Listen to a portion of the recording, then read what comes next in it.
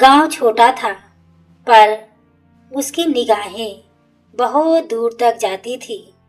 हर घर की खिड़की दूसरी जिंदगी की पहरेदार बनी रहती थी। शर्मा परिवार गांव की इज्जत और मर्यादा का प्रतीक माना जाता था। उसी घर की बहू सुमन सबकी नजरों में आदर्श कहलाती थी। सफेद साड़ी, शांत व्यवहार और धीमी मुस्कान उनकी पहचान बन चुकी थी। लोग कहते थे, ऐसी बहू किस्मत वालों को ही मिलती है, पर खामोशी अक्सर गहरे राज अपने भीतर छुपाए रखती है। मैं रोहन कई वर्षों बाद शहर से गांव लौटा था। घर वही था, लोग वही थे, पर माहौल कुछ बदला लगा। पहले दिन सब सामान्य रहा, किसी ने कुछ असामान्य नहीं देखा। तीसरे दिन से मैंने भाभी की एक अजीब आदत नोटिस की। हर रात ठीक 9 बजे वह छत पर अकेली चली जाती थी।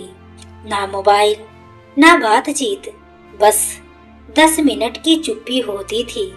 फिर बिना कुछ बोले नीचे आकर काम में लग जाती थी। पहले मैंने इसे साधारण समझकर नजरअंदाज कर दिया, पर रोज दोहराव ने मेरे मन में सवाल जगा दिया। एक रात मैंने हिम्मत करके उनसे सीधा सवाल पूछ लिया। उन्होंने मुस्कुराकर कहा, बस हवा लेने जाती हूँ।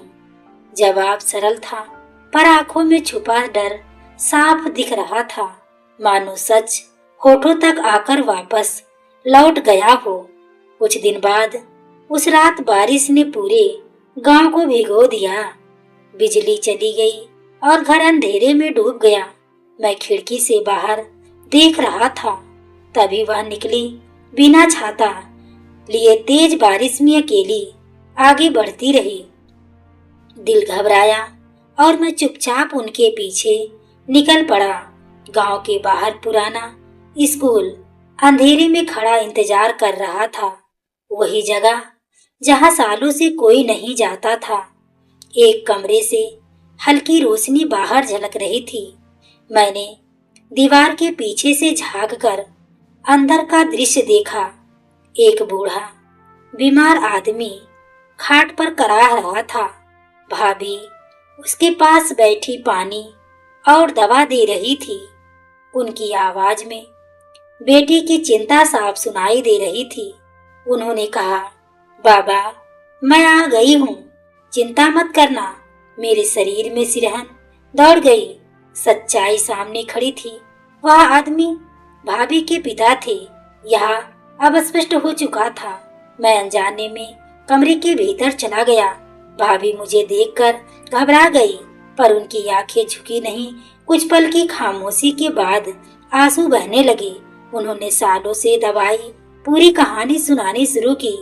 पिता मजबूर थे, ईमानदार, पर किस्मत ने साथ नहीं दिया। माँ के गुजरने के बाद उन्होंने अकेले बेटी को पाला। बीमारी ने उन्हें कमजोर और समाज की नजर में बोझ बना दिया।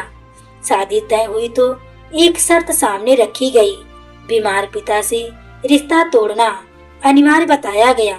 समाज और रिश्तेदारों ने चुप रहने की सलाह दी। बेटी ने शादी बचाने को, पिता को छुपाने का रास्ता चुना।